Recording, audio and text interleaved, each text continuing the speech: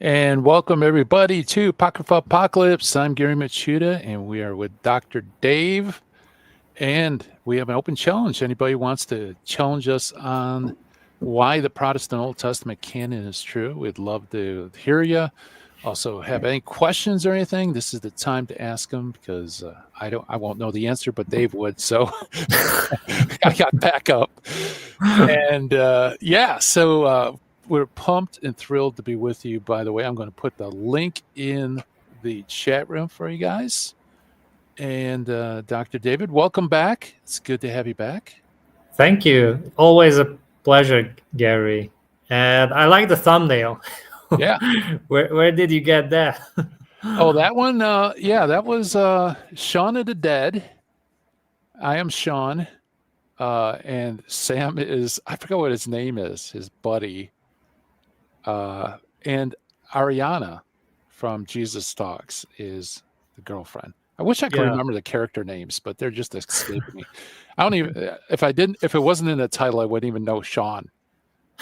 But this one's okay. It's Halloween, so why not do horror movies? And I'm trying to stay away from like the real dark satanic ones and have fun TV shows and stuff like that. And by the way, again, I'm so sorry for having you as Pugsley. It was the only... No, look, I was happy. I could gain some weight. It's I don't know. It's AI. Some things cool. It's better than Morticia, right? So I figured you'd probably rather be Pugsley than Morticia. Of course. And I don't think Ariana would want to be Pugsley either. So at least you took it in stride. So I appreciate that. Sure. It's all good in the hood. So how have you been? Yeah, thank you. Yeah, just as I told you, I just arrived from Italy. Yeah. Having some pizza, pasta. So nice. Very nice place. I love Italy. Wherever place you go in Italy, that's just beautiful. So of course, Rome is my all-time favorite. I have to admit. So I have a weakness for Italy for some reason. Okay. But also for Argentina, and Chaldean stuff and everything like that. Yeah. So. Yeah. Well, the motherland. Italy. I've heard. Now, I've only been to Rome. That's the only place in Italy I've been to. But I've heard the countryside, like outside of the big cities, is supposed to be really gorgeous. And Venice is a city I'd like to check out too. Oh yeah, it's beautiful. You ever been to Sicily? Yeah. Not in Sicily. Yeah, that's still on my, on my go-to places. Naples as well. But lots of good places in Italy, so you need to go back several times, or at least in my case, because just an hour flight, that's pretty cool. Yeah, or 2 hours. That's not that bad from you to US. That's another trip for you. I'm pretty sure. Oh yeah, that's quite a trip. Like 9 hours probably, or something like that. Yeah, it's somewhere around there between 9 and 12. I don't even remember. It was a horrific trip. I went as a chaperone, sandwiched between like tons and tons of teenagers, and so the flight seemed like eternity. So I offered it up. I'm sure lots of souls were free from purgatory because of that trip. But so you speak Italian? No, unfortunately I don't. My dad does, but never had a chance really to learn it. But I heard it's not that difficult to learn. And so cool. but it's better to visit it like in September, October, when it's not really that hot there, or in the spring, during the spring probably. But during the summer, that's just too hot there. That's what I've heard. It gets pretty oppressive. But then it's probably, I imagine it's crowded during those seasons when it's cool. Oh yeah. Oh no, actually, you know what? Venice was quite good now. And Okay. and during the summer, I don't know for what reason, but it's like overcrowded. But there were a lot of people even even now. Yeah, that's true. Nice. What about you, Gary? How was your how I are the chill streams? Yeah, well, the chill streams are there. I did travel to Port Huron. That was that was fun. It's just a stone's throw from Sarnia, Canada. Of course, it doesn't stack up to Venice, but it's like the Canadian version of Venice, I guess you could say. Oh. It's on the lake. Mhm. That's my travels, and that's Sounds a good. 2-hour trip by car.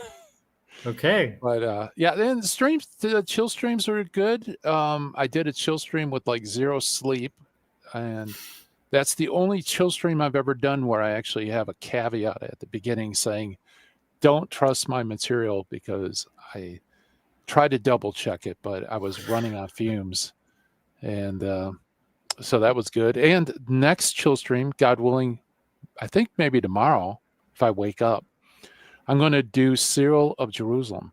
Nice. So got a biggie up. I did Laodicea last. Yeah, I have to check that out. Yeah, that sounds good. Yeah, no new information, but it's just a recap of all the manuscript stuff and secondary sources. And I tried to convince somebody in the chat room that was kind of said it. He doesn't. He doesn't want to argue that it's spurious. He just accepts it and argues from there.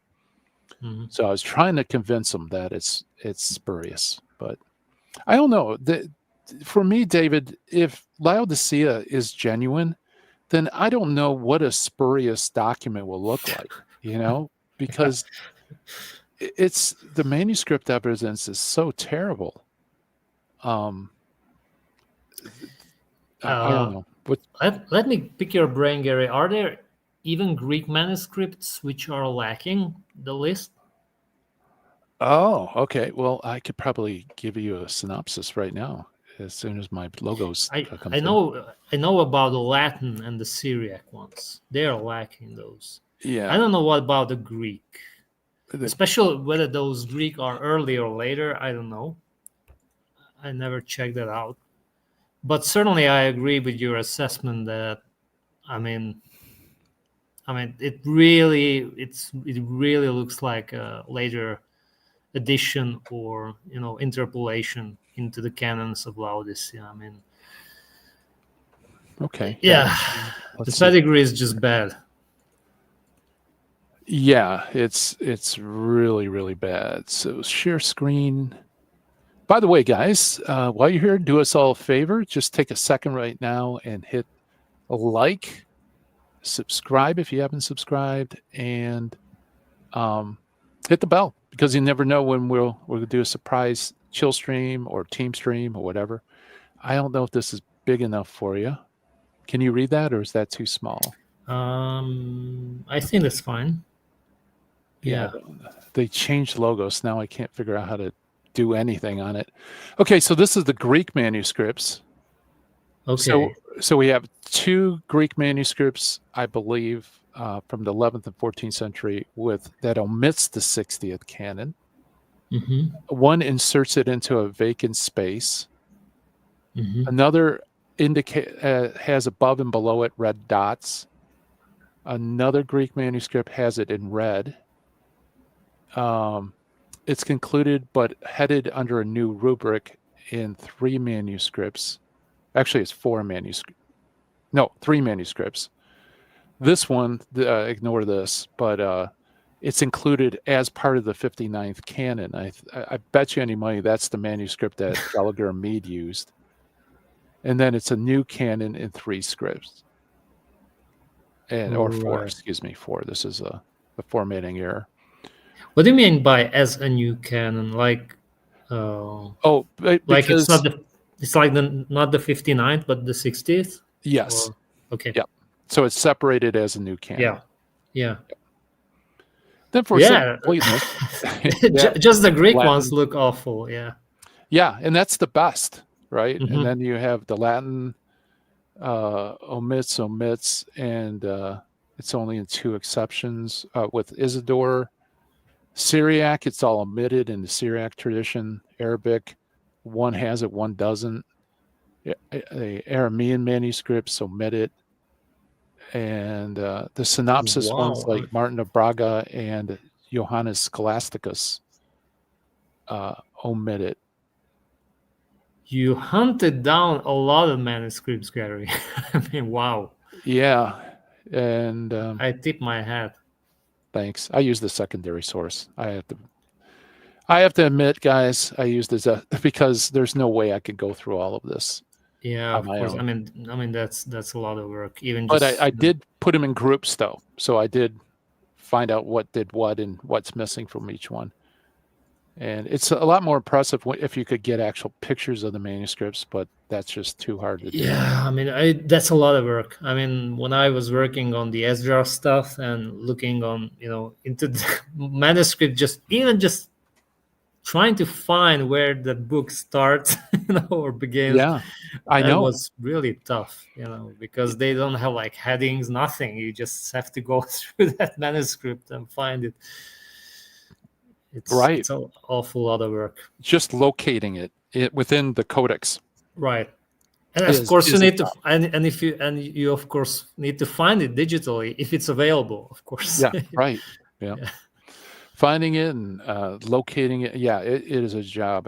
I've tried to do that and wasted hours realizing that I'll never find it. Yeah. So everybody, please like, subscribe, hit the bell if you like the dialogue with David and I. The link is up there in the chat pinned. All you have to do is come backstage, private chat us, let us know what your faith denomination is, where you're coming from, and your question, and we will answer it. In the meantime, you can also put your questions in the chat room. Hopefully we'll be able to see it as I scroll down. Gary 2.0 is in the house. Hi, Gary, our friend from Canada. Yeah, I was within a stone's throw of Sarnia, so we are close. Trying to invite people to show the challenge. Andy's trying to provoke people to come on and challenge us, but no takers. I appreciate that. Let's see. Happy Tuesday, guys. God bless you, Matt. Richard's in the house. Hi, Richard. Yes, please press the like. Lino says hello. Mythical Elliptical is with us. I love that name. Yeah. Orthodox Philip. Orthodox Philip had some really good points of discussion last time we talked. Nice to see David. See, David, you got fans out there demanding your presence. Joy, God bless you. Hey, Gary, have you gotten into Josephus's 2 books of Ezekiel? Joey, yes. I am going to put together a stream for you, dedicated to you. I've looked into it. I have some analysis of it, and I'm probably going to do it as a members only because I believe we are done with our Christie analysis. So, Joey, hey, hat tip to you. That was a great tip. Very interesting. Are you now, David? You're familiar with this? Josephus mentioning Ezekiel has 2 books. No. Yes, and that sounds interesting. I believe it's in Antiquities, Book 10. I think 39 or something like that. But yes, he does. He does mention Ezekiel 2 books, which really messes up the computation, right? Because regardless of how you slice and dice Ezekiel, then his computation, you have to put 2 slots for Ezekiel among the prophets. So of the 13 prophets, 2 of them are Ezekiel. Very interesting. Yeah, that was I was also arguing. If Josephus is using, for example, Esdras, and we know Esdras was separated from Nehemiah by that time, and we don't really know any manuscript or whatever evidence that Esdras was and Nehemiah was a combined book. Not Ezra and Nehemiah, but Esdras and Nehemiah. So that's a problem because whenever you just break down one book, then the computation won't, get you to the Protestant canon. Just won't. Yeah. Yeah. It has a cascading effect with the counting and everything's messed up. And if Josephus is indeed indicating that there are 2 Ezekiels, then that's game over to me. I mean, Yeah, especially with Really? prophets, you don't have a lot of wiggle room with the prophets. Mm. So yeah, awesome, Joey. So as a hat tip to you, I'm going to do it members only. Joey, are you a member? I don't see you as a member, but it doesn't always show me. So no, I'll leave it up to you. Do you want me to do this as members only content, or do you want me to put it public for everybody? I'm good either way. And nice found, Joey. I don't know. I didn't heard about those Ezekiel's. Were you aware of that, Gary? Or No, not until you yeah, brought it up, and I had it on my plate, meaning to wow. look it down, and I did. And in the same context, he also mentions the writings of Jeremiah, but he also mentions Lamentations. So Mm, it may be Baruch and the epistle, maybe? It's tempting. You can't really tell for sure. right. Yeah. And So at the end of that says that Baruch was there because Josephus makes a mistake or something like that. I don't know. Not a mistake, but he's somehow influenced by the book of Baruch, or seems to be, because I don't know what he says explicitly, but I got it in my videos there. And okay. so it seems that Josephus was aware of Baruch as well. Yeah. Okay. I got to periodically I rewatch your series, try to get all that information to stick in my brain. Yeah. Literally, I do have to do that just to refresh my memory because you got such great insights and stuff. And I learn a lot every time. By the way, Johnny F., good. God bless you. Welcome aboard from Down Under. Good day. Is that how you say it for Down Under? I don't know. Javier Perdomo has released a blog saying that Jerome didn't change his mind about the Deuteros. Might make a good response video. Yeah, that's what William sent us. Yeah, that's not even. It's on Javier's blog, but it's written by a Polish guy. Mm-hmm. I was having a back and forth once with him in the comment section to a certain video. Yeah, I mean, he tries hard. I didn't. I have to admit, I didn't read the whole thing. I was just scrolling and was wondering what is he, writing about. What did he bring up from Josephus? So far, doesn't seem to me compelling, but I have to read it carefully. Yeah. And I was just wondering whether he explains Jerome's preface to the book of Tobit when Jerome says the Jews excised Tobit. Of course, he doesn't explain it. Yeah. So, Yeah. I mean, what do you want to do with that? I don't know. Yeah. Yeah, I did the same thing. I just scrolled through it really quick just to see the general gist of it. And it's not addressed to us or our videos. He is addressing other, Catholic apologists out there. Yeah, I mean, half of that is about Jerome's response to Rufinus, which I don't really use it that much. So right. Yeah, and that's a canard, I think. That always comes up, and they make a big deal about it, but like no one really uses it, if you don't know what we're talking about, Jerome wrote a preface to the book of Daniel, and he's talking about why he went with the Theodotian version instead of the Septuagint. And and I don't know, people bring that up that somehow he's saying, I don't know. I honestly don't know. It's like, I don't think any modern Catholic ever appealed to it. It was older Catholic apologists, and Protestants responded. And so modern Protestants are just basically reiterating their response over and over again, even though no one really makes that claim. But yeah, I did. It looks like his treatment of the quotations is about what you would expect.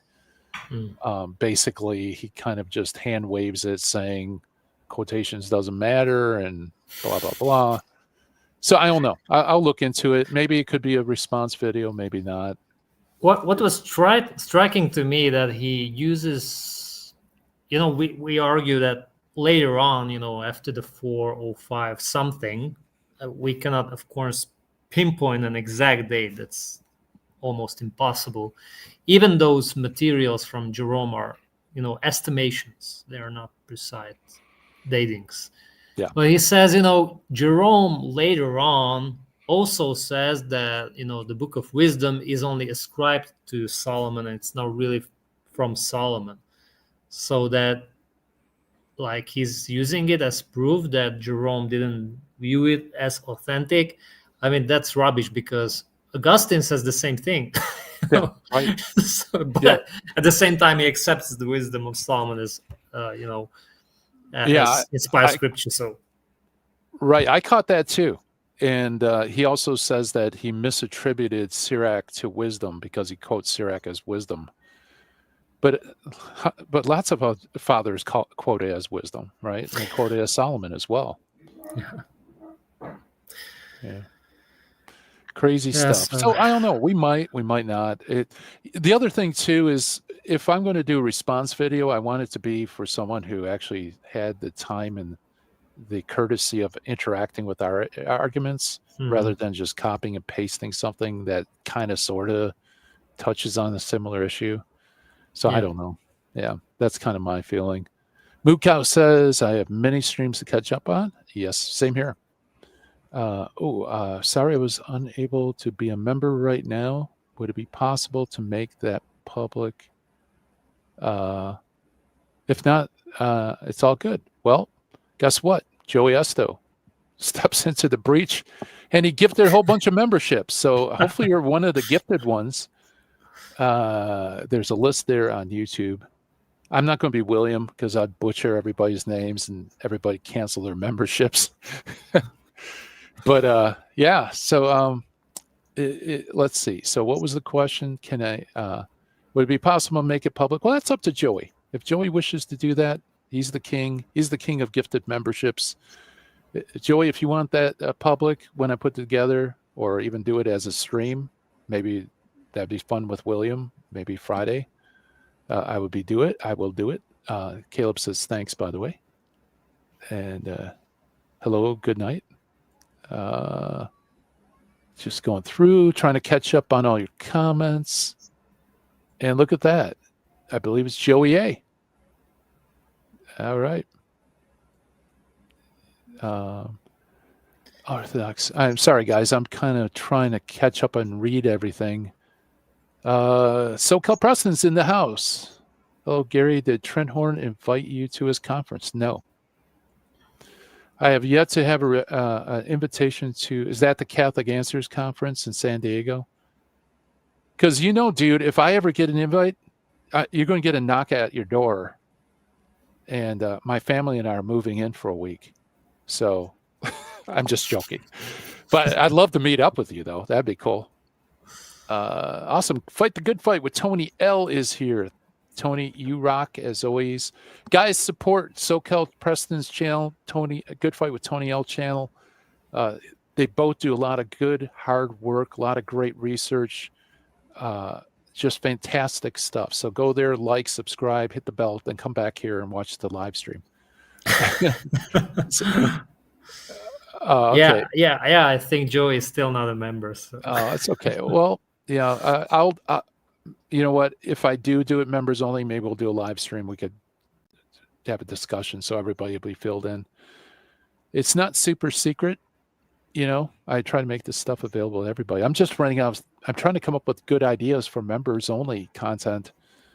And I got to come up with ideas fast. So that was like a fast idea that was pretty good. Is a good time to ask David about Third Esdras. It's always a good time to ask David about Third Esdras. Absolutely. He might not answer you, but you could always ask. Right. So what about Third Esdras?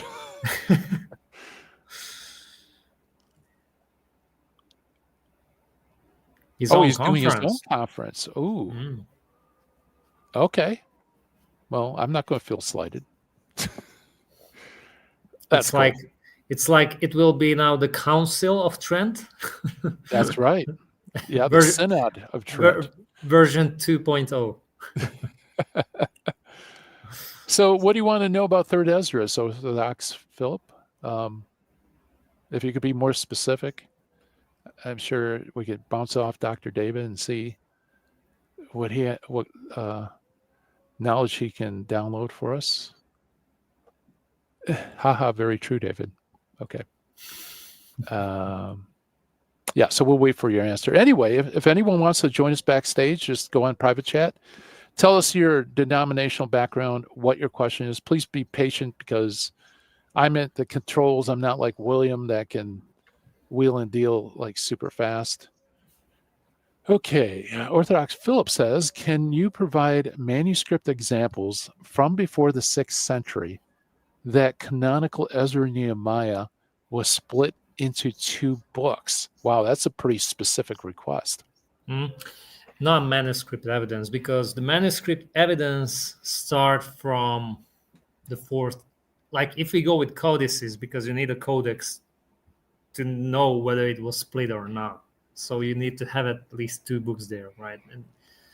And before codices, we have only fragments usually. So within the large codices, you have only double books. Ezra and Nehemiah are joined together. So Alexandrinus, Sinaiticus is missing Esdras, but probably it was there because there are missing folios. And Vaticanus has also Ezra and Nehemiah combined. However, of course, we have other things besides the manuscript evidence. And what would be very important is, for example, the hexapla. And in the hexapla, in the 5th column, which was the Septuagint column, it seems that Esdras and Nehemiah were separate books. And that seems to be the reason why usually when you see the lists, from Athanasius, Cyril, and others, they say 1st and 2nd as one, when they're trying to reproduce the Jewish canon. In other words, the Christians know 2. So one is 1st Esdras, and that is Ezra or Esdras, depending on which version you're going with, and the 2nd is Nehemiah. And so that's the best we can have, because as I said, we don't have too many manuscripts. But then we have later manuscripts which even more complicate everything, because you can have even the numbering reverted or you can even find manuscripts where you have Nehemiah as 3rd Esdras, which is a little bit weird, right? Mm-hmm. Calling Nehemiah as 3rd Esdras, but that is what it is. So when it comes to the numbering and the nomenclature of the Esdras books, and by extension of Nehemiah, it's just a mess, And just because we happen to have 3 codices, that I think that's not, that doesn't give you a very good overview. So we need to go also with the quotations and with the hexapla, which is very important. And we know in hexapla, Nehemiah was called 2nd Esdras, and Esdras was 1st Esdras, basically. Yeah. Okay. Yeah, so Fight the Good Fight with Tony L. ask, is Origen's hexapla perhaps the reason for the split, or he based it on something else? The hexapla is a collection of something what already existed. Okay, so Origen did not invent anything. Of course, there are scholars who claim that Origen also made his own Greek version of the Old Testament, where he combined Theodotion and the Septuagint.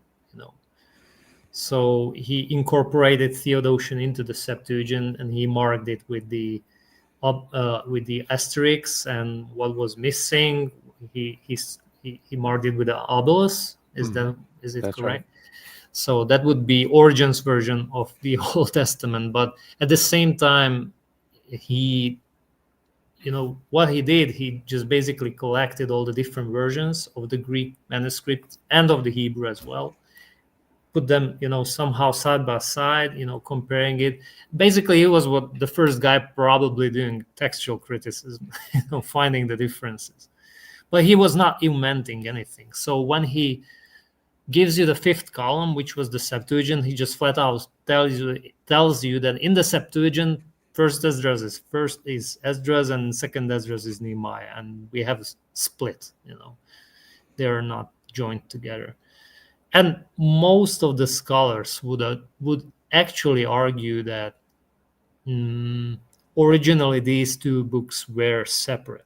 That's why you find it separate in the Septuagint, which predates, the Kyge recension or Aquila and Theodotion, all these later ones. So the most ancient one is the Septuagint, and there we have these two books separated. So that's crucial. Okay. Yeah. So Andy says I'm more confused. Yeah. Which means you probably got it correct, because it is confusing. Yeah. Just getting the nomenclature right takes half a day. Exactly. Yeah. And that's where my eyes begin to glaze over and I lose interest. So Origen recognized it as something that already existed. Yes, exactly. Okay. Yeah.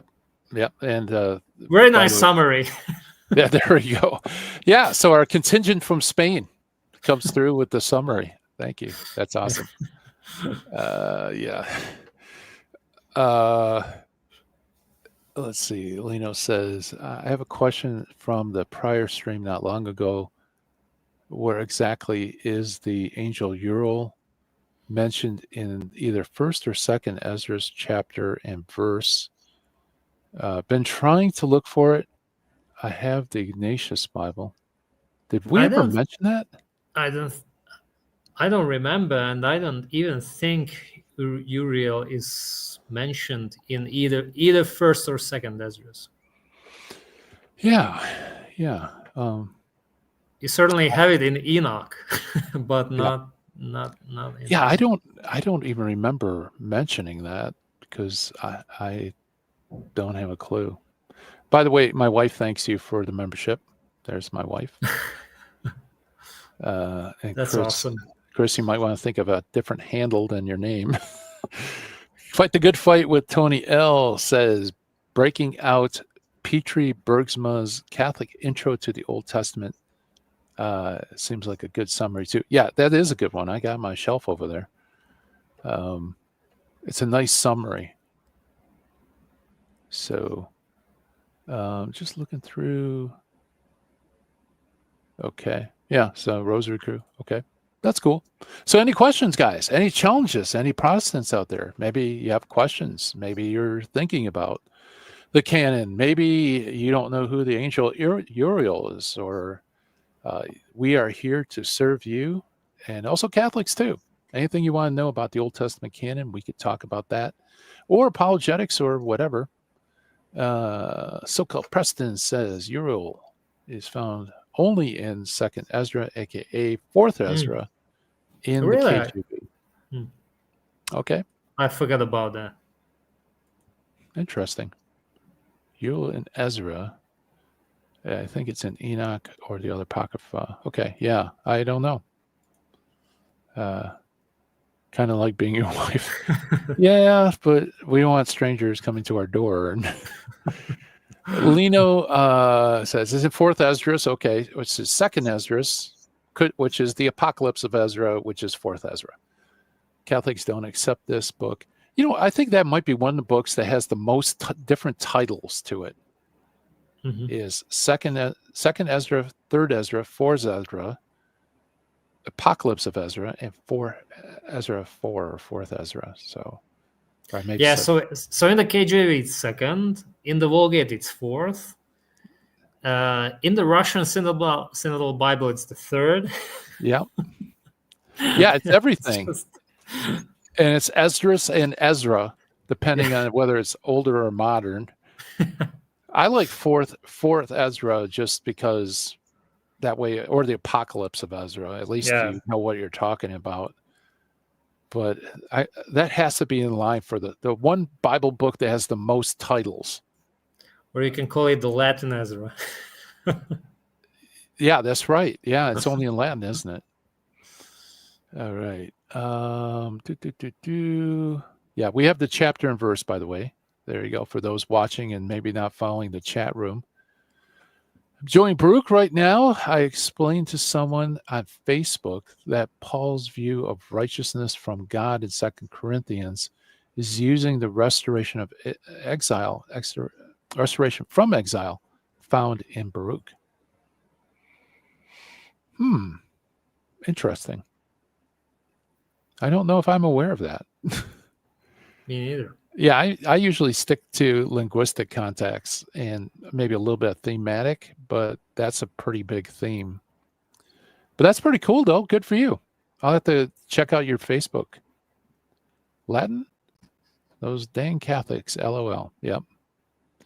Yeah, that's right. It's written by a Catholic because it's in Latin. No, it's a very strange book in that it's only in Latin.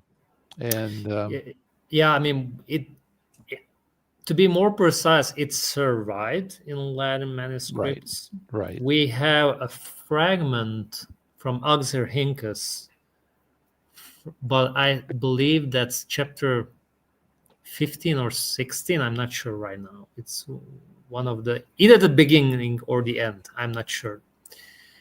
So we have one Greek fragment, and certainly Clement of Alexandria knows about it. So it must have existed in Greek, I do believe. That's impressive. You know that off the top of your head.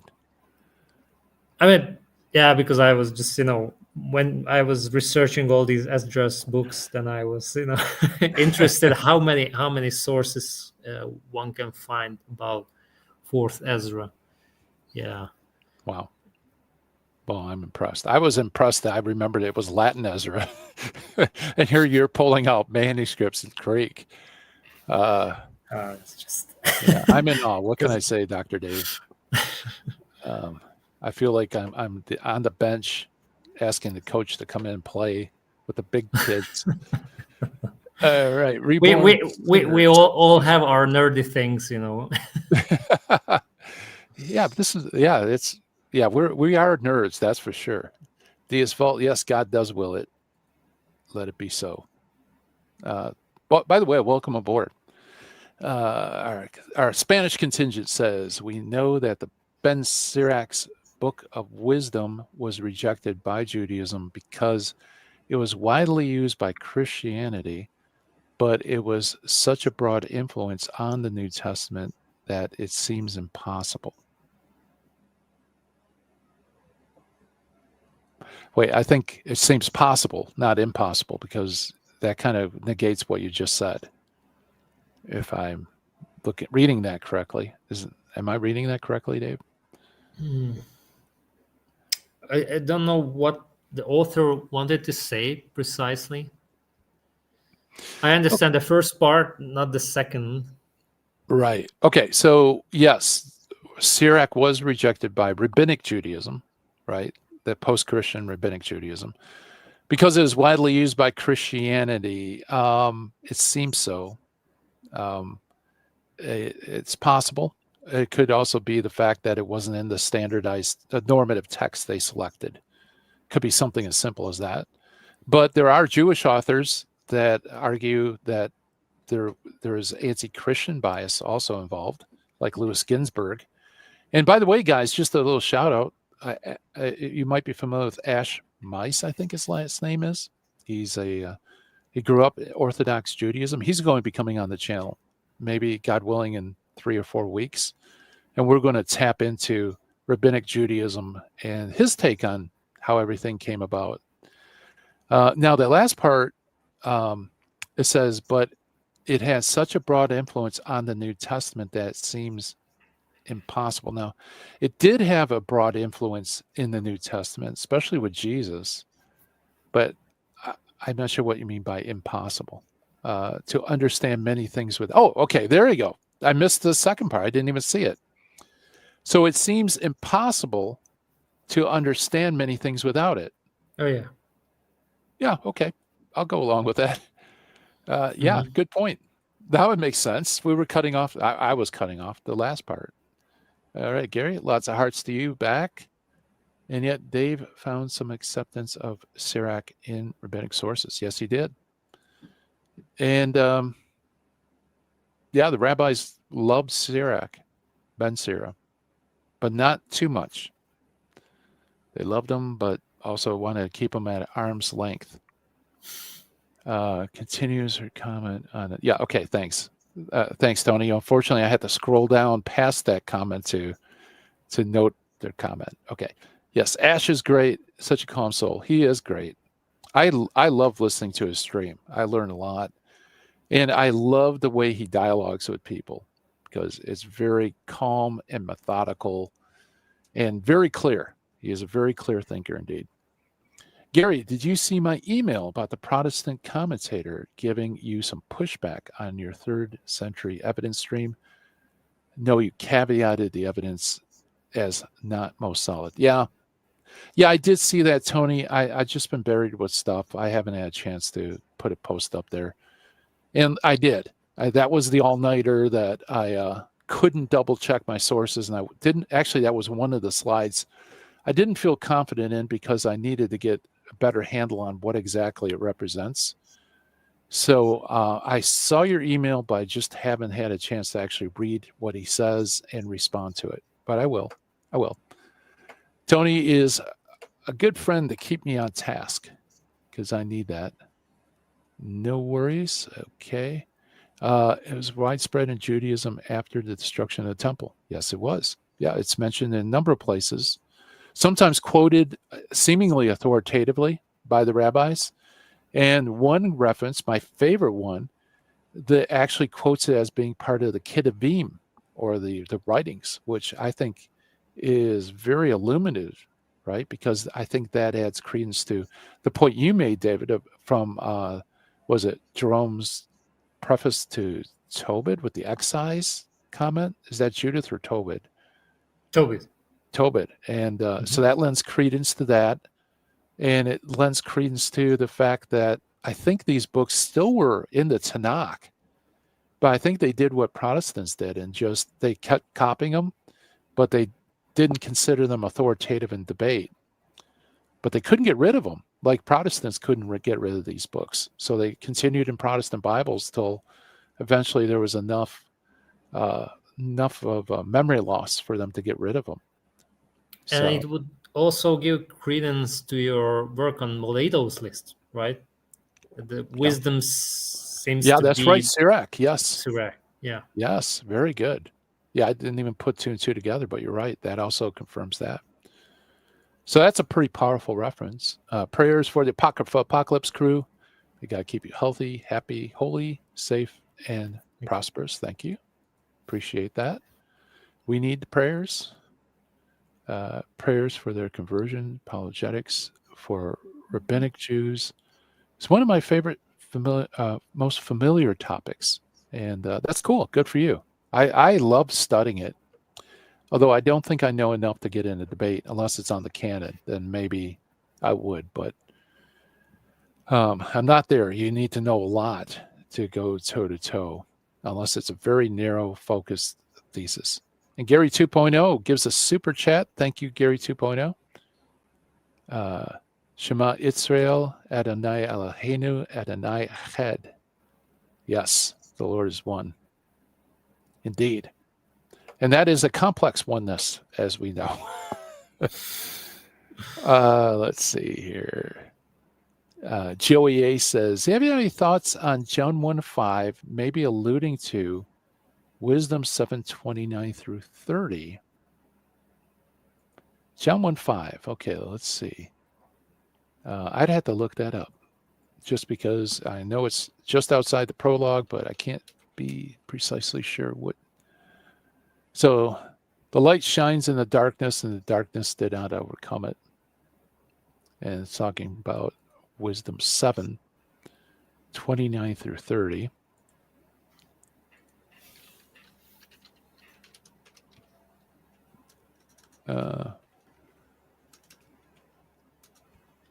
Where are you? I keep hitting the wrong number. And that wisdom is fairer than the sun, surpassing even constellations of stars. Compared to light, she takes precedence. For that indeed night supplants, but wickedness prevails not over wisdom.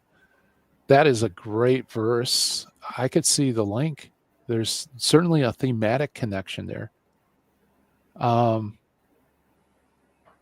Unfortunately, I think John 1:5 for me, and I'll just throw my opinion out and then I'll hand it over to you, David. John 1:5 is the vocabulary is too common, I think, to actually say for sure that it's that he's riffing off Wisdom 7. Although the theme is a very strong connection, I don't think linguistically. Obviously, it talks about light and darkness and such. So I don't know what I would say. I think he's probably is alluding to it. I don't know if I'd use it as a proof, though. That's what I mean. I don't think I could demonstrate necessarily that John's using Wisdom 7. But man, the thought is very, very parallel. And also, of course, since Jesus is the wisdom of God, it fits very well with Wisdom 7. So what's your thoughts, David? Yeah, I'm just looking at the intertextual Bible, and it does make a connection. Yeah, I second what you said, that the theme is there, but whether it's evidence, I don't think so. But yeah, it'd be fun to. I could really quick look up on my master sheet of cross references and see if John 1:5 has, if any Protestant Bibles make that connection. But I also don't want to bore everybody while I'm staring at my computer. So I also have to find it. Cross references there is.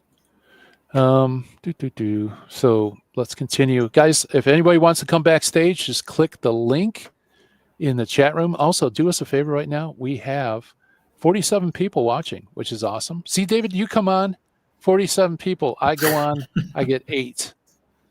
And, that's not true. That's not true. And I personally know 4 of the 8. I got my wife, a couple of friends, somebody from church. Look, but doing a chill stream, what is it, 3 a.m. in your time or something like that? I mean, it's just crazy. You cannot expect a lot of people then. So, yeah, that's true. Well, I mean, there are people in Europe and Australia. Yeah, working. Right, that's true. Guys, no, it doesn't seem like there's any Protestant cross references from 1:5 to 7:20, 29 through 30, but that is an awesome pickup, and thanks for sharing that. It deserved a cross reference, in my humble opinion. Yeah, he said he noticed the possible connection when I was reading the other day. Wow, that was awesome. You picked up on it. Good. Let's see. Thanks, Chris. People are doing research, Yeah, this is fun. Joey A finding 2 Ezekiels, now some connection between wisdom and John. That's good. Yep. I would love to see you guys as guests on Bible Project podcast when they went through the Apocrypha, as most of their audience is Protestant. I would love to. Maybe you could put a bug in their ear, and because I'm always open to dialogue or debates or whatever. It'd always be fun. Try to get this information out. Makes sense. Just going through the comments. So please like, subscribe, hit the bell. If you have any questions, put them into the chat room. If you want to come on board, the link is there.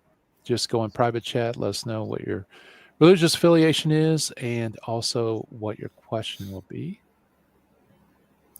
And I was always saying, hey, we would like to have Pastor Ben here, but now, since he went Orthodox,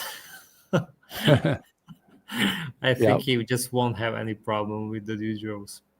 Yeah, same here. He made that he was wise to do it after that program we debunked. That was Yeah. painful. Nuran Kalduk of the Pontifical Biblical Commission is a great expert in wisdom. You may come on my channel soon. Oh, wow. Awesome.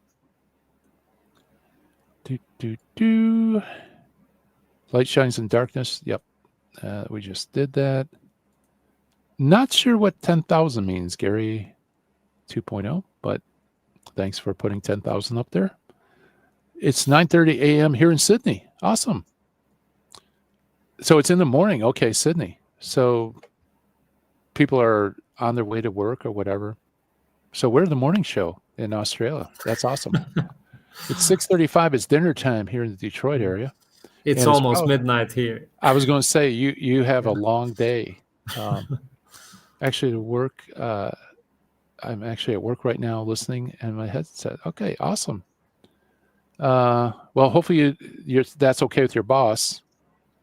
No more Pastor Ben, Layman Ben. I wonder. I don't know about that guy though. His conversion to Orthodoxy seems kind of unusual, but I hope it's all legit, and I hope he everything works out great for him. I wish him all the best. Yeah. But I'm always leery about sudden radical changes. Mm-hmm. But Gary, do you have any more info on Josephus in terms of the canon? I found you mentioned Francis E. Jagot says that he used Maccabees and Deutero-Esther in Antiquities of the Jews. Yes, he did. Is that what you want, Chris? You want where he uses these texts? Because I could get that for you. Oh, 10,000 chill watchers. Yeah, right. That will be the day. That will be the day. You need to get on Sam's channel and do a chill stream there, perhaps. Yeah, right. Yeah. Reborn. It's also raining. Wonderful. It's raining somewhere in the world. It's raining and miserable. Oh, man. I'm sorry to hear that. It was bad like that a couple days ago here in Michigan. It's October. That's how it is. Yep, that's my article on Academia EDU. You guys can check that out. Question, would like to hear your thoughts on Ellen Seal book, Two Powers in Heaven. Have you read that, David? Ellen Siegel. Yeah, I have it somewhere around here. I thought it's good. It's definitely one, there's three or four books written by Jewish people on this early idea within Judaism that there were two powers in heaven. Although they're monotheists, there's like a plurality within the Godhead. Mm-hmm. And the texts were really helpful. I don't have a direct memory of anything specific he gives, but I thought it was pretty good. At least there was a nice summary of the evidence. But quite frankly, it's nothing compared to Sam Shaboon's presentations. It's a great book if you're talking to a Jewish person and you want to show a Jewish source to back you up on it. I think it's excellent. But I actually think Sam makes much stronger, clearer connections than Siegel does. Although I really appreciated Siegel's book. So he's a Jew Yes. arguing that there are that God is multi-person or something like that. Yeah. It's so he goes into pseudepigraphic works showing that. The discussion about Metatron. I don't know if you're familiar with Metatron. This angel that is God, like a small Yahweh. That thought in rabbinic Judaism, and also a lot of the biblical text that Sam uses. It's a fascinating subject, and it's a cool book. Like I said, I can't remember much of it. I read it a couple of times, and it's been a while. So I think it's cool. Let's see, that's just interpersonal stuff. Cool. All right. Also, Johnny F. Do any of the church fathers connect Jesus's childhood in Luke with Wisdom 7?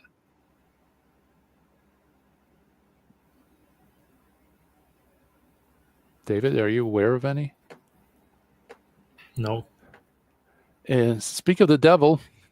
What's up, Gary? What's up, Sam? Joe Rose How you talking doing? about she needs to be on the treadmill. That's all right, sister. You're okay. Yeah. Ironically, you just mentioned Michuta. I just finished the session where I brought him up. Yeah. Yeah, I just finished. Right now. So I just did a session that I was talking about Metatron, the context of Exodus 19 and the prophet like Moses. Man, that's amazing, bro. Yeah. Did you hear I said that instead of singles book to That's consult what I you? was hearing. I'm the background. You may not Yeah. think I'm listening because I needed to go to sleep and you put me to sleep. But when you mentioned me, I woke up. Yeah. So if they want to go, I just put some links to articles where I quote Alan F. Siegel, Peter Schaeffer, Two Gods in Heaven. Yeah. Peter Schaeffer, Two Gods in Heaven. I don't know if he's Jewish. I know he's a professor of Judaic studies. And the third book is Daniel Boyarin. Yeah. Boyarin. Is it the Jewish Gospels? Yes. He's an Orthodox Jew. So those are some good books. Yeah, they are. Yeah, I read them. Well, any thoughts on Siegel's book? Siegel was the seminal work that introduced people to this field. I mean, when I was getting into it, Michael Heiser, the late Michael Heiser, would reference him. So I guess his book was the scholarly work that got people looking into what Rabbinic Judaism said. But people have gone beyond him, like Peter Schaeffer, Two Gods in Heaven. That's an excellent one, really small, but man, very good. Daniel Boyarin, because he's Orthodox Jew. So you think he'd be biased. But also you have The Bodies of Yahweh, The Bodies of God by Benjamin Summer. He's Orthodox Jew as well. He's an Orthodox Jewish scholar. The Bodies of God. He goes very extensively into Jewish sources. And he shows that the concept of the Trinity is not alien at all to Judaism, because you already had precursors to it in Jewish literature. So Daniel Boyarin, Orthodox Jew. What did I just say? His name is Bodies of God. Yeah. Did I just say Bodies of God? Summer, right? Last name is Summer. Yes, Well, Summer. I forget his first name, man. Their name's too hard. Yeah. And Alan Siegel, who is since deceased, but also someone who's not like an amateur, but he's not Orthodox. Michael Heiser. Michael Heiser did a lot of work on what he called the visible Yahweh.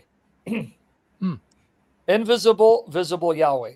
He's the one who made the divine council like explode, blow up. Divine council, that these texts where God is speaking in the plural, it's not speaking to the members of the Trinity. Unfortunately, there I think he's wrong, because the consensus, unanimous actually teaching of the early church, when God says, "Let us make man," that's God speaking to the Son and the Spirit. He went the route, God is speaking to the heavenly council, the divine council. But where he's phenomenal, he demonstrates there's a visible Yahweh and the invisible Yahweh. And the visible Yahweh is the one who becomes the man, Jesus Christ. So also Michael Heiser. So yeah, man. Yeah, nice. My teeth when you say that these are Orthodox Jews, do they actually believe this concept, or they're just, they have to be scholars? They're scholars, so they have to be honest to, the sources. So they're writing as scholars. They put their faith aside because they're professors. They teach on a university level. They write for peer-reviewed journals, so that they put their biases aside and just focus on the sources. So Summer, I just said his first name. Bodies of God. It's not, Daniel Boyarin. Benjamin Summer, Benjamin Summer. There you go. Orthodox Jew. He wrote a massive tome. I have in my library. I haven't read it, but he was interviewed by Full Armor Apologetics, and he admits, yes. He goes, the concept of the Trinity is thoroughly Jewish. It's not alien to Judaism, and that Judaism is not monolithic, right? There's not one expression, though later Rabbinic Judaism try to tighten it up in order not to allow for the varieties of Judaisms that existed, what they would call the second power. That's what Alan F. Siegel call it, the Roshayot, which means two powers, which Peter Schaeffer calls two gods in heaven. Yep. Right. So the concept of Trinity is thoroughly Jewish. You'll find in the Old Testament You'll find it in Jewish sources before and during time of Christ. Like they'll appeal to Enoch, they'll appeal to 4 Ezra, they'll appeal to even sources later. In fact, in the Talmud, it has an interesting figure. I was going to say a man. It's not a man. There's a figure called Akatriil Yah Yahuwah Sevaot. Akatriil means the crown of God. Yah, Jehovah of hosts. This figure sits on the throne. This figure asks a rabbi to bless him and pray over him with the prayer that God prays to himself. Now, if you read it in the Talmud, clearly that's God. But then later sources say, no, that's the second divine power, because it's quite embarrassing to have a second, or to have God being blessed and prayed over by a rabbi. That's in the Talmud. Did you know that, Gary? No, I didn't. No, that's totally new to me. Would you like to see that, Gary? Hey, I'd love to. Hey, that's yeah, I like the bodies of Yahweh. I wish, though, it was a little bit more. He has so much information all over the place. I wish it was just a little bit more systematized for me, because it was hard to keep track of all the different, avenues he explores. That's why I recommended you. So I'm going to get a check. Because if you screen share, I'll show you, and then I'll let you go to your topic, because this is a great way to put me to sleep. The Canon. Okay. Yeah, absolutely. Well, did you hear a discussion on Greek Ezra? That would put you to sleep. Oh, man, or Latin Ezra. I was listening to that as I was snoring. You know how to screen share? You need William to help you. Oh, yeah. Sorry. I gotta go on. Yeah, I'm slow on the uptake. Trying to look like David, man. That's scary. Where's the article? I can't even find my article. Hold on, man. You screen shared, right? It's all the way here? Yep, that's why. This is the Gary Chandler Show. All right. Angel Metatron, Judaism, second Yahweh. So there you go. That's one. I'll share it to you in the private chat. But I'm going to show you where a rabbi prays for God. That in some sources, that God figure is identified as a second power, because obviously, how could a rabbi bless God?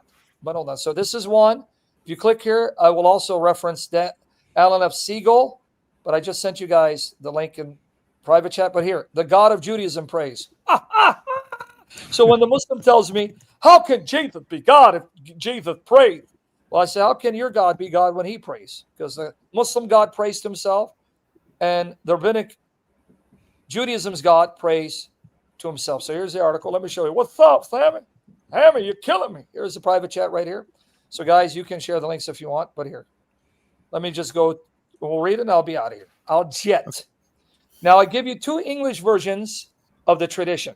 Let me enlarge a little more, because you'll find 2 different English versions online, right on Safaria.org and elsewhere. But here, let me go right here. What's up, Sammy? There's the Hebrew, Sammy.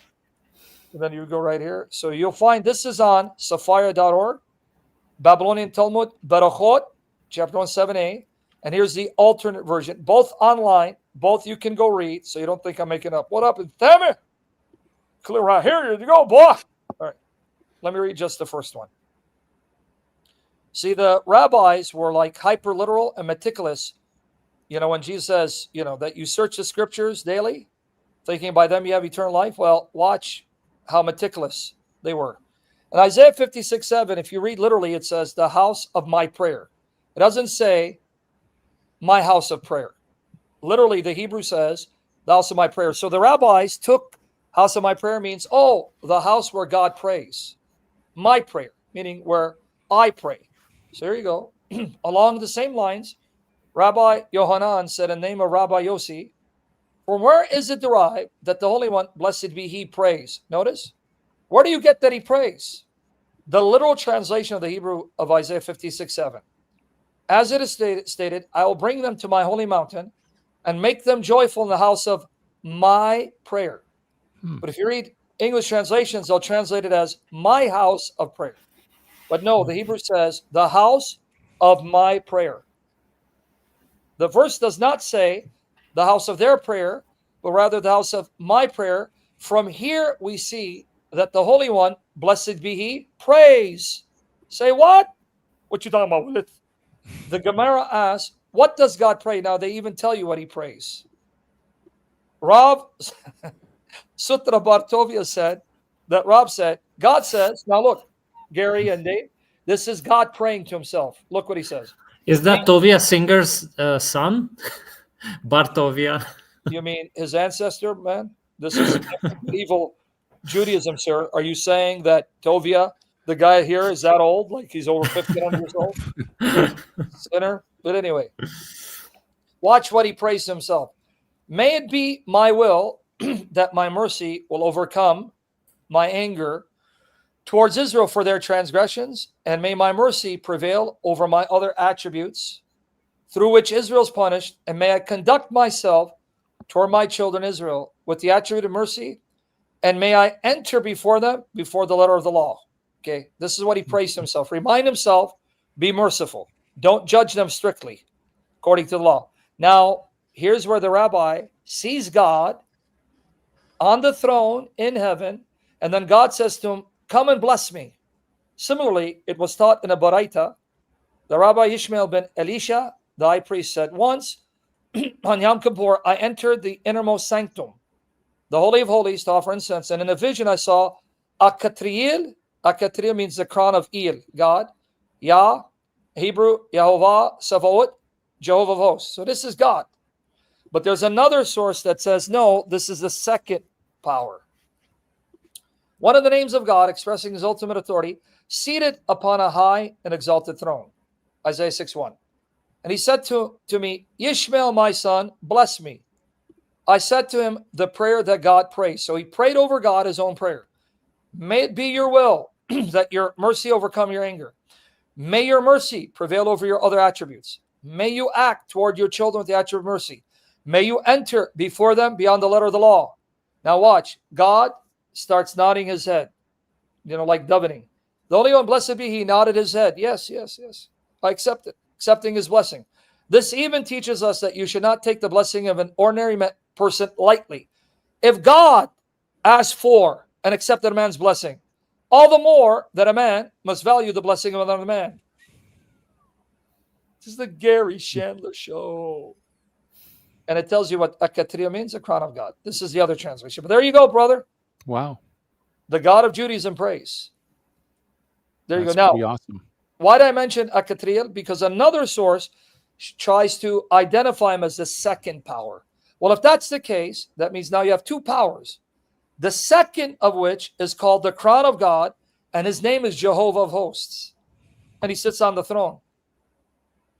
Wow. That's pretty cool. Very nice. Now I'm going to walk away, and I'm going to let you put me to sleep. Is that good? That's good. By the way, William is sharing the love by saying someone is ruining the aesthetics to the show. Well, that's because you had to comment and show us your face. Now that's 10,000 years less time in purgatory to have to look at you. I'll see you guys, right? Remember. All right. The Chandler Show. All right. That's awesome. I had a feeling Sam would somehow know that I was recommending him. But seriously, though, he is the man, though. It's amazing that the amount of info he knows. Now,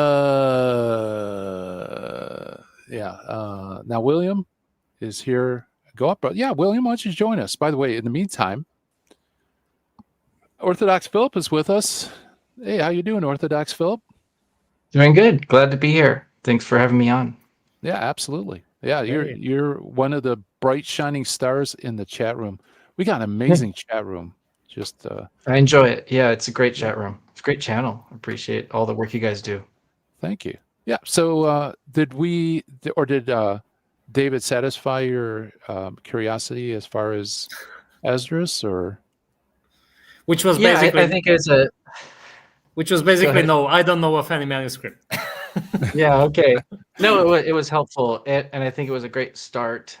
So I was eating when I asked it, so I finished eating, so I thought I'd jump on and kind of continue that conversation a little bit, if that's okay. Sure. Okay. I hope I didn't cause you any emergency, choking. No, I'm good. I'm good. Yeah, no. So, and it is kind of a dry topic, I think, at first. It seems like it. But I do want to say that this is something I've heard from Protestants against the Catholic canon, arguing on the books of Esdras And so I think it is pretty important to bring up. And for my personal position, it's not, I'm kind of open to go either way with it. So I'm not over here, saying gotcha or something like that. I'm trying to discern my personal view on this topic because it's very complex. I think we all know that there's so many languages and names and manuscripts and pieces of manuscripts, and it's very complex. But those North African councils, they say Esdras 2 books, right? And so you see, like at the Council of Trent, they say 2 books of Esdras, but they specify Ezra and Nehemiah. So it looks like it's the same. And then you look at, Codex Vaticanus, Alexandrinus, it also has 2 books of Esdras, but they're different 2 books of Esdras because they contain first Esdras. So I think this is what the Protestant argument is they're saying, well, the North African councils are using those Codex Vaticanus Esdras, and it's actually different than the Catholic canon. So I think that's why it's important to discuss it. That's why I'm looking into it. I want to, and you can correct me if I have something wrong, but I think that that's kind of the heart of the issue. Yeah. And plus they will say, and they even quote Esdras, and somehow now quotation becomes important. Yeah, that's right. But when it comes to the Deuterocanon, doesn't matter, quotation. Let's not talk about that. When it comes to Esdras, they quote Esdras, and it's in the major manuscripts. So it's certainly, people in Carthage must have meant, Esdras and the combined book of Ezra and Nehemiah. Yeah, that's the argument. Right. Yeah, and if you pick up, like, for example, the Orthodox Study Bible, it has first Esdras in there because it's following those manuscripts, that manuscript tradition. So basically, just continuing what you were saying earlier, you were talking about the Hexapla having Ezra and Nehemiah as 2 different books. In the Septuagint column, so it would be the 5th column. Yeah. Right. So I think what I'm looking for is evidence for that, and particularly evidence that's not the Syro-Hexapla, because I'm thinking of, like, so I watched all your videos on this, by the way, all of them. I enjoyed it. It wasn't boring. It was really interesting for me. Wow. Yeah. So Charles congratulations. Right? Yeah. Thank you. Yeah. So Torrey, you mentioned some of Torrey's works here. And he kind of seems, is a little bit difficult to understand here, but it seems like he thinks that the original Syro-Hexapla had, like Codex Vaticanus, first Esdras and Ezra and Nehemiah as 1 book, but then the copy of that 8th century copy left out Ezra. So I'm a little confused about that. So if there's other evidence aside from the Syro-Hexapla, I think that would be, because I'm still a little confused on the Syro-Hexapla. I'm still working that out, but it sounds like Torrey might have a more nuanced view of that. So Torrey is arguing that Paul of Tela basically changed something. So he was not directly translating the Septuagint into Syriac, but at the same time he somehow manipulated the manuscript, or what does Torrey argue about? Because I didn't notice this. Yeah. I'm just going to quote him on it because I was reading the I don't know what it was, whatever the source was that was quoted in the video. He says something like this. He says, "No one can seriously doubt, in view of all the evidence, that the apocryphal Ezra was followed immediately by the canonical Ezra in the 5th column of the Hexapla." And then he goes on to talk about the Syro-Hexapla, and he said, "It is not to be doubted, finally, that the Syro-Hexaplar version, and therefore the Mise Codex, which is a 2nd copy of the Syro-Hexapla, contained the canonical Ezra in the first part of 2nd Esdras." So it sounds like what he's saying is that it was copied, and then the copy left out Ezra, which gave the impression that, okay, maybe Ezra and first Esdras are interchangeable.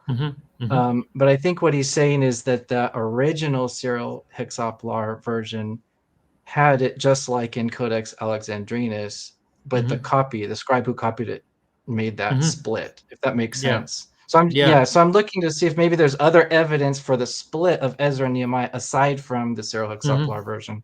Yeah, if this, because I kind of recall it now, it was, I don't know if it was 1 or 2 years ago when I was compiling all the information together. But if Tori is saying this, I think that's a speculation, because what we have is those manuscripts where we have the Syro-Hexapla. So if the Syro-Hexapla has only Esdras and Nehemiah, first being first Esdras, second being second Esdras, then he's saying that, well, Ezra must have been there is just pure speculation to me, And the reason also why is because he's trying to, focus just on the large codices. Because the large codices have a combined book of Ezra and Nehemiah, then that must have been the same thing. But that's not true, because the large codices are not Septuagint codices. I always have to emphasize this, right?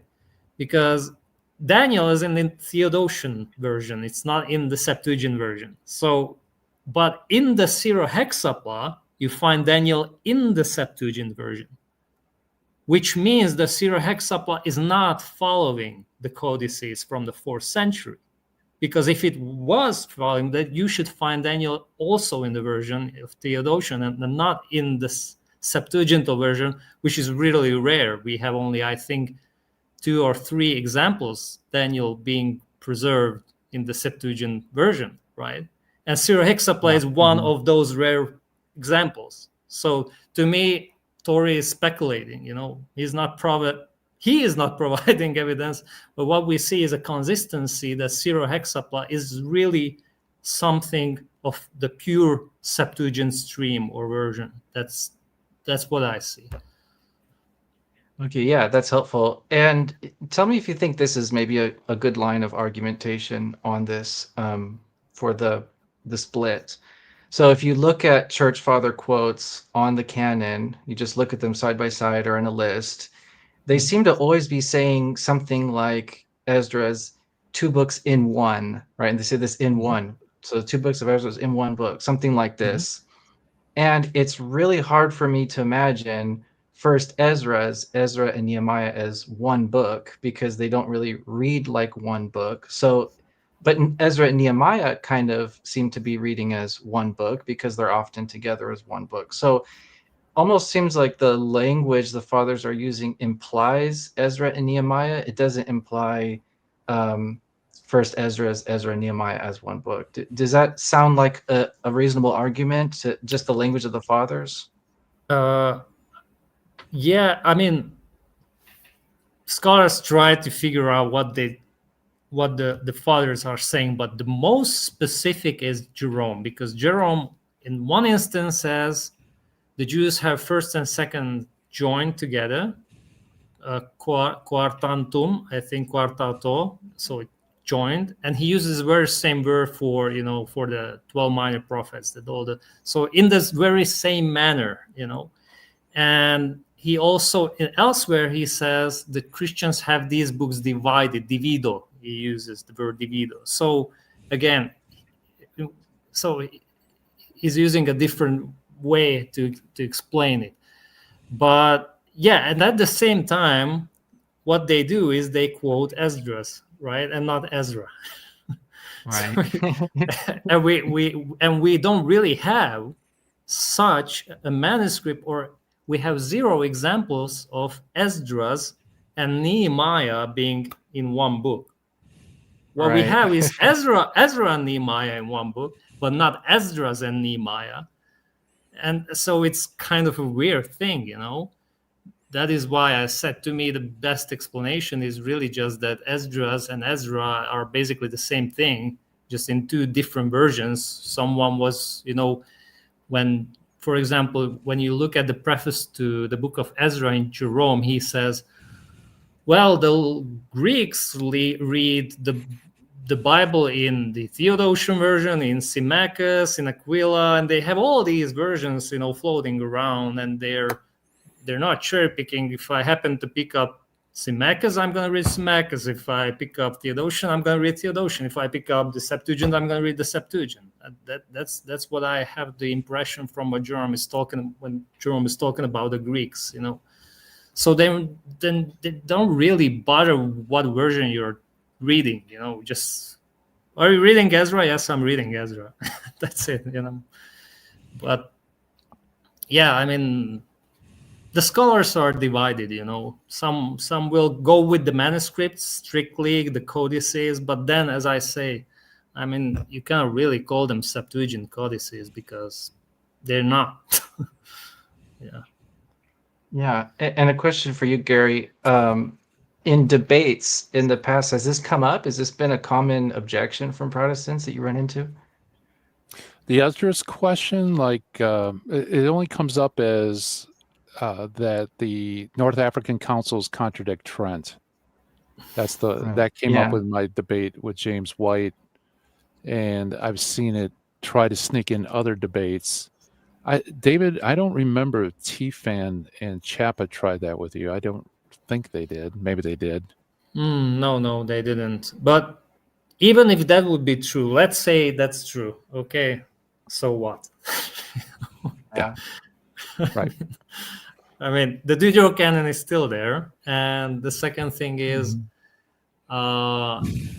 okay, then maybe Trent later said, no, we're not going to use Esdras, we're going to use Ezra. So what? I mean, to me, that's not even a big deal. I mean, it just, came up so many times especially from Christy. I just said, I'm going to do a video. But not only Christy, it's like on blogs and everything else. And so, right. Yeah, it's a bad You think there's a big problem if the North African councils do contradict the canon at Trent? Like in this manner, like because of Esdras? Yeah, if you were to say theoretically prove that they were referencing first Esdras, would that really throw a wrench in the Catholic canon? Yeah, well, in my debate, I defeated that as a possibility because in order for there to be a contradiction, first let's get clear what a contradiction is to say A and not A is true in the same way, manner, and time, right? So, like North African councils say Esdras is canonical, Trent says Esdras is not canonical. That's the contradiction. The problem is Trent actually doesn't say it's not canonical. It simply didn't affirm it as canonical. And in fact, in the discussions at Trent, they did not reject it as Apocrypha. So that if they had done that, then it would have been a contradiction. But since they didn't, you can't say it's a contradiction, right? You could just say that Trent failed to affirm a book that was affirmed at North African councils, which is fine, right? I mean, from the Orthodox perspective, you guys, you do the same thing, right? With the, what is that? The Synod of Jerusalem, for example, they appeal to the Council of Laodicea, and then they add books to that. So you can have additive councils, right? So simply because a book is omitted by a council doesn't mean it's rejected, right? And I think we would probably use that same idea if that occurred, but actually they didn't even consider it. They just passed it over in silence in terms of the decree. So so it wouldn't be a contradiction. So that's not a possibility, if that makes sense. It does. And David, I think that your perspective of it is that First Ezra is another version of Ezra, right? It's not a different book per se. Yes. And basically my approach is that North African councils are giving umbrella terms. So read Jeremiah, in whichever version you have, just read Jeremiah. They're not saying in the Septuagint or in the Theodotion, because then they would go against those Greeks who are reading them in all those different, translations, which no one is, bothering if you're reading it in a different version. And the biggest problem is that the North African councils are Latin councils. And we don't even have the old Latin of these, we don't have all Latin manuscripts. We just have them intermixed with later Vulgate editions from the 8th, 9th centuries. It's really late. So we don't even know what they were reading. So that's quite a big problem. So we cannot make a connection between the Greek manuscripts and the North African councils. These are a little bit disconnected. So my approach is that they're just giving you the names of the biblical books, and that's it. And they're not specifying, oh, you need to go with this specific codex, of Sinaiticus or something like that. And just back to your question, would it be a problem if they hypothetically, which I don't agree with, but let's say, okay, they did specify that it's first Esdras. Well, the Protestants are those who are always saying, well, these are only local councils. They are not infallible, right? But Right. Now it's somehow, again, they flip the card and they say, oh, there's a contradiction. And now they that's a good forget point. about what, So which one is it? It's a local council, and it doesn't matter if Trent decided otherwise, or, they need to make up their minds. So what are they going to argue for? It's just hilarious to me. Yeah, that's a great point. Yeah. Thank you, guys. This is helpful. One more thing I wanted to say is a little bit different topic. Is I recently made a video about the Deuterocanon in early Christian iconography. I would love to hear your feedback on it if you want to take a look at it. Yeah. So that's kind of my field that I'm focusing on my channel. So I thought I'd do a little digging into Deuterocanonical images in early Christian art. So check it out if you're interested. And thank you for the answers. Absolutely. Appreciate it. We need to have you on. Yeah. Yeah, sure. I'd love to talk about it. Yeah. Cool. Sure. Anytime. Let me know. All right. Yeah. Shoot me an email. Well, thank you, guys. Sounds good. All right. Awesome. Thank you. Thank you. Bye-bye. God bless. God bless. Oh, awesome. Yeah. Ari wants to come on. Ari, why don't you come up on? You're always welcome to come on the show, especially when William's on, because you guys have a love-hate, actually more hate-love relationship. So it's always fun to watch you go after each other. Yeah, that was very interesting stuff, right? Wow, like Deuterocanon and iconography, I never thought about that. Yeah. That sounds interesting. We know there's in the catacombs, there's pictures of like Tobit with a fish and things like that. So it wouldn't surprise me that it made its way into iconography, but that'd be really cool to check out. Yeah. Hey, great explanation, guys. Thank you. Glory to Lord God. And we do give glory to Lord God for the wisdom David has and how I throw a wrench in to make it difficult for him. I can't believe you were throwing out all the information and it's past midnight where you are. I would be brain dead. Look, Gary, there's just one topic where I really focused on. It was Esdras, so that's just one. So, but you mastered the whole Deuterocanon stuff from A to Z. That's a different caliber, No, but you know what? You persuaded me, though. I changed my mind. Like when I wrote my book, I had it as an open question whether Esdras is a separate book or it's a different version of Ezra.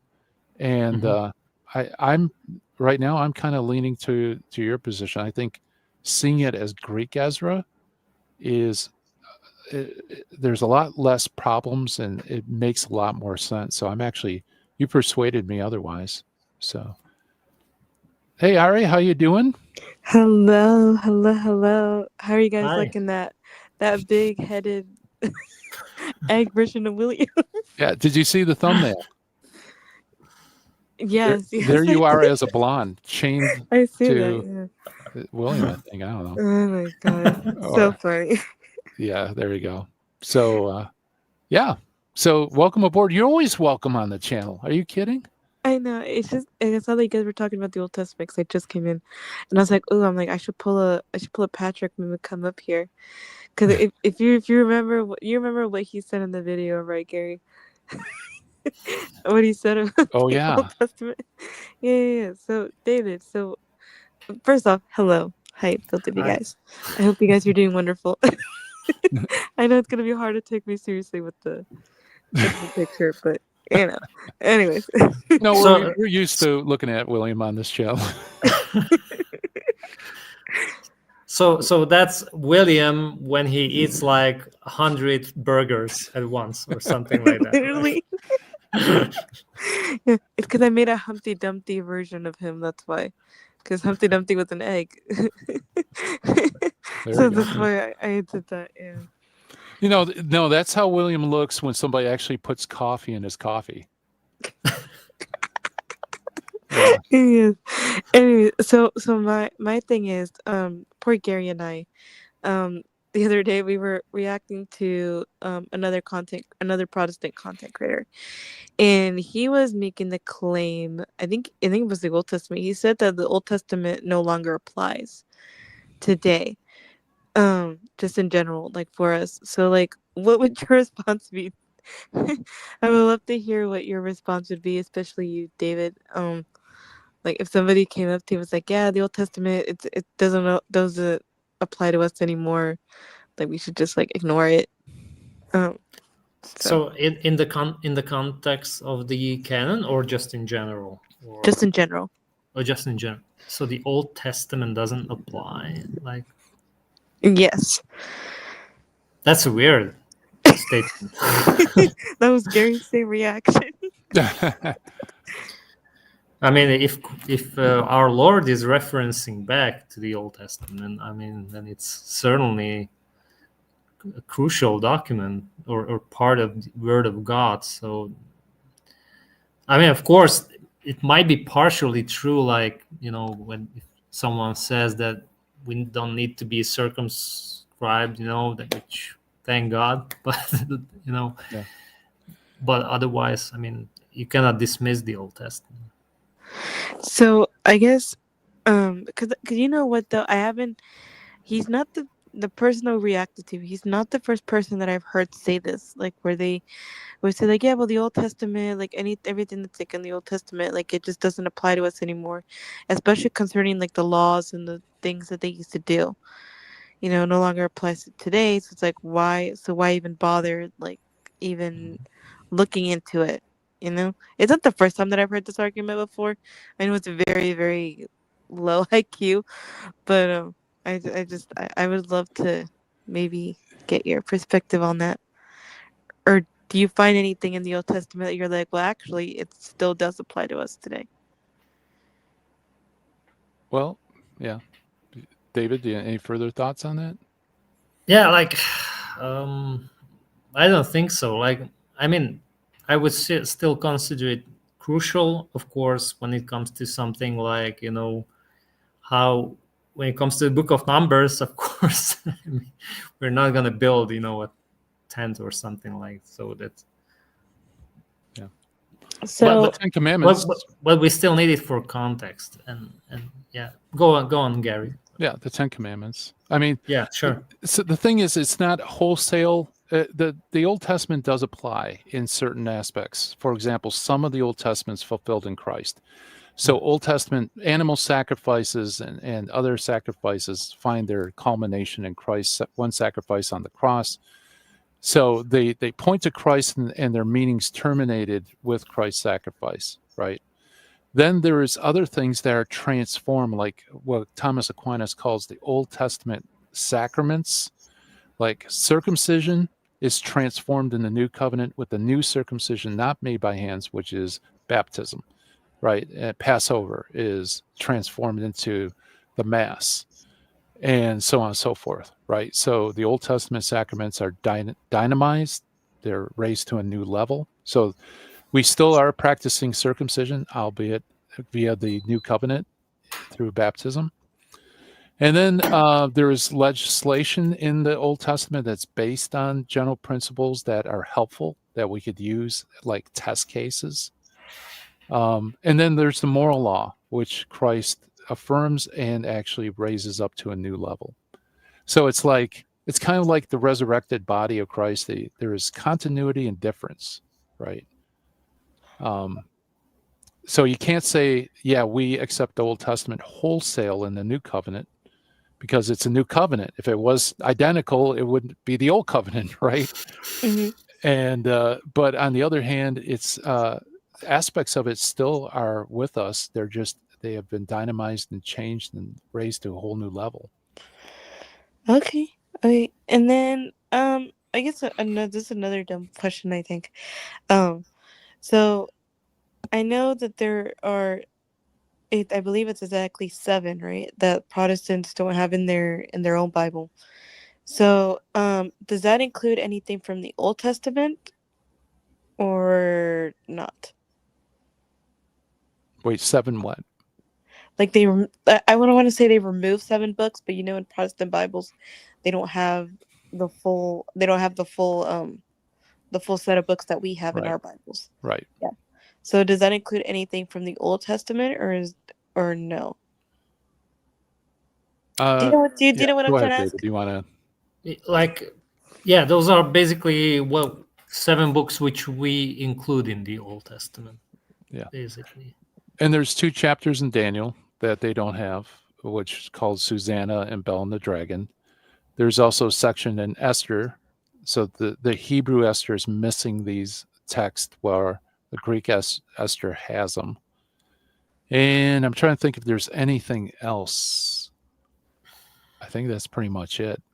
Yeah, some of them are like missing parts of like Gospel of Mark, right? The ending. Mm-hmm. Not all of them are rejecting it, but most Yeah. probably. Okay. Yeah, because that's what I was just wondering about that too. Just because I don't know what the 7 books are that supposedly they don't have, so I don't know much about that, but I was just interested to see because I noticed that even if they have certain books, like kind of what Gary said, like they don't have certain stories, I guess, and that if you want to call it, they don't have certain stories, and so I always thought it was kind of weird that they would do that. I'm like, I'd rather just take out the whole book then, I guess. But I mean, do they have anything in place of that, Gary, or is that just like or it's just like nope, it's just removed and that's it? Yeah, just shorter form, and that's because they go with the Hebrew text, and these things are found in the Septuagint or Theodotion. Okay. Yeah, so it's basically just they want to follow the rabbis, even though the funny thing is the Esther that are in Protestant Bibles is not very religious. It doesn't mention the name of God, and there really aren't acts of piety in it. Where Greek Esther that's in Catholic and Orthodox Bibles has quite a bit. Oh, really? Yeah, Interesting. it's very religious. Otherwise, Esther looks like a secular history, essentially, in the Hebrew. That's really weird. Okay. Yeah. All right. Awesome. Yeah, that's all I have. I just thought I'd come up and torture you for a bit, Gary. Oh no, And you too, David. Just go ahead, sing the song. Go ahead. Oh, I'm not I'm gonna waiting sing for it. it. But Come on. don't Sam worry. already did. It's already in my head anyway. And usually what they say is just, even if those books, that's what I asked you, whether they claim these things about the Old Testament in the context of the canon, because what sometimes we hear is that, okay, even if we are, let's say, missing those 7 books, so what would change, so who cares? Like, we know we need to believe in Jesus, and so faith alone, etc. So those 7 books are not going to make any difference. That's usually the ultimate answer when they are pushed into corner and you provide them sufficient evidence that those 7 books are inspired. So okay. Yeah. I mean, again, I just wanted to pick your guys' brain on that. Also, I know I saw Plenitud de la Fe's comment. If you want, I can translate for you because I'm bilingual. I speak Spanish and English. wow. Si quieres, puedo traducir. Si usted quiere venir acá arriba y hacer una pregunta a ellos. So just letting you know, I'm That's bilingual. awesome. Can you translate for me? Because my English is terrible. Gary, I don't even think Jesus could come down and translate for you. I don't think he even knows. Yeah, you have your limits. So. Anyways, my 5 minutes of fame are over. I just came to just give you a hard time, Gary. Oh, that's awesome. That's awesome. So I'm going to pay you the favor of coming back on pretty soon on your channel. Yep, we're gonna be digging into Patrick's Mariology so bad. Yeah, torture ourselves some more. yeah. So David, him and I brought him onto my channel to do a reaction video to this very poor low IQ Protestant, and you should have seen Gary. People even mentioned this to me. They're like, that we've never seen Gary say stop so many times in a video. Because Yeah. he was But- really but- trying to do that. By the way, I saw that you had me on your channel. My doppelganger, Elijah Yassi. Oh my gosh, yes, I love Elijah. I love Elijah. I love Elijah. Yes, he's That's great. right. Yeah, I David tortured him too. 2.0. It's okay. Yeah. You have a message in Espanol. Oh, Ari hablas español. Oh, she's asking if I speak Spanish. Sí, yo hablo español. But yeah. I'm just responding in Spanish. Yeah, but Yeah. it's so cool being bilingual. You know, maybe I should teach you Spanish, Gary. I'd love it. Except it'll mess up my Latin, which is already bad. It may improve my Latin for all I know. I mean, Gary. I mean, sometimes you even struggle speaking English. So are you even really surprised? we Yeah, gotta I'm add still working on we gotta English. add another language to the mix. You know, to Yeah. really mess you up. You know, the thing is that I can read, my focus is to read and understand, but not speak. So when it comes to speaking Greek or Hebrew or Latin, I sound horrible. Or English. Ah, okay. But either way, though, I mean, it cracks me up when you're like, I can't even speak English that well, and I was like, No. what? Watch my chill streams. You'll come to the same agreement. I feel like, see, I'm more of the kind of person that will lose their thoughts more than anything. Yeah, I just same lose here. my train of thought. So Yeah, we had a lot of fun though. We had a lot of laughs and yeah, and it was just funny to see a different side. It's funny to see stressed out Gary. yeah, It was- well, yeah, you don't see me tortured. Although there were a few low hanging fruit episodes with David where I think I was experiencing some pain. I had to, but in this case, David, I actually had to take some aspirin. It was pretty bad. He did. He took it on camera and everything. When you have severe pain, you can have even hallucinations. So watch out. No. Yeah, no, it cracks me up because Gary, not even the first 5 minutes, he's like, okay, because at first he kind of let me take control of like, oh, like I'm stopping and all that stuff, but then after I'm like, oh no, feel free to stop me.